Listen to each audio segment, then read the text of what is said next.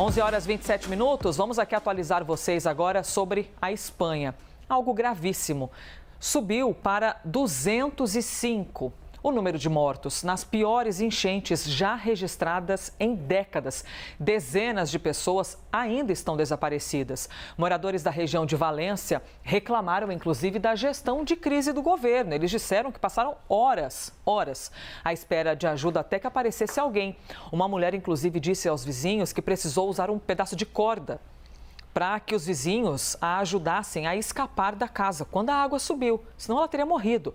Muitas residências foram totalmente destruídas, as imagens aí são avassaladoras, né? Os carros que foram arrastados pela correnteza, tudo isso, lógico, causou mortes, deixou pessoas feridas, além de cortes de energia, cortes nos serviços de comunicação.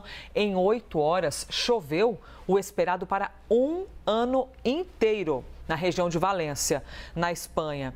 E sobre isso a gente volta a conversar aqui com o professor Pedro Cortes. Professor, inacreditável o que a gente está vendo, choveu em 8 horas, puxa vida, o equivalente a um ano.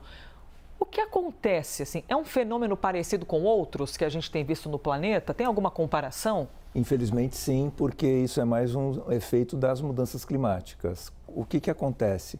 Você tem muito mais energia colocada nos oceanos, na atmosfera, por conta do aquecimento do planeta. Pode parecer pouca coisa, mas uma temperatura, né, superior a 1 grau, quase 1,5 graus acima do normal, e numa massa de água bastante significativa, isso concentra uma energia muito grande. Então, os processos meteorológicos, os processos atmosféricos, eles são potencializados.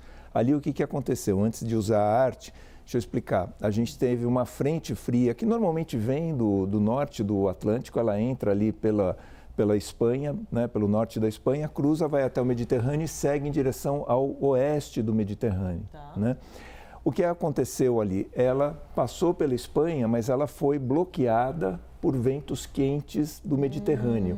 Esses ventos quentes levaram umidade para essa frente fria, que ficou estacionada sobre a Espanha, e aí as chuvas começaram a acontecer. Como se não bastasse isso, depois começou esse vento que cruzava a Espanha, né, levando essa massa de ar frio, ele começa a mudar de direção e começa a injetar massa de ar frio pelo oeste do Mediterrâneo, né? Então tinha vento do mar entrando de um lado, vento marítimo frio entrando do outro, os dois se encontraram e novamente isso ficou bloqueado no sul da Espanha. Ou seja, um fenômeno ocorreu, né, desse encontro de temperaturas adversas? Sim.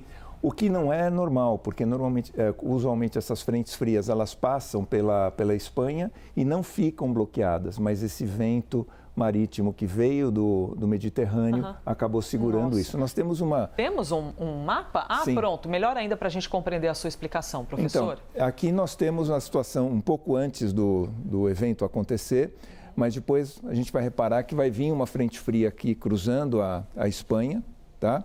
E ela...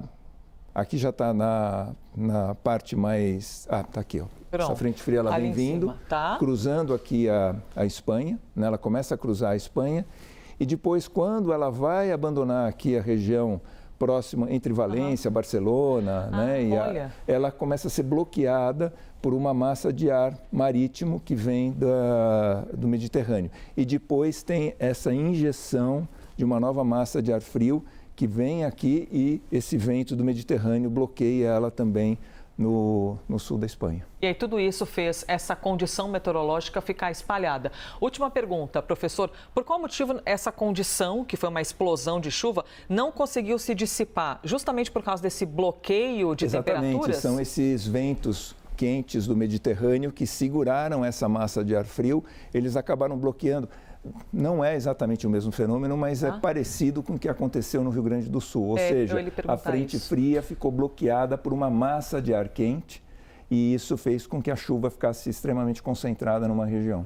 Ou seja, nós estamos vendo as adversidades no planeta e isso nos traz à mostra, como o professor sempre explica para a gente, que os governantes, né, os presidentes, os governadores, precisam ficar atentos a essas adversidades para saber como se livrar melhor e resgatar melhor a sua população, porque os espanhóis reclamaram que ficaram muito tempo à espera de ajuda. Antes do evento acontecer, para que a gente tenha uma ação proativa e não reativa. A gente tem que parar de reagir aos grandes eventos e procurar uma antecipação, se antecipar. Professor, muito obrigada, hein, por ter voltado a conversar conosco aqui para que a gente possa compreender esse cenário terrível, 205 mortos e ainda há seres humanos desaparecidos, ou seja, o número ainda pode aumentar. Pedro Cortes, nosso analista de clima e meio ambiente da CNN Brasil.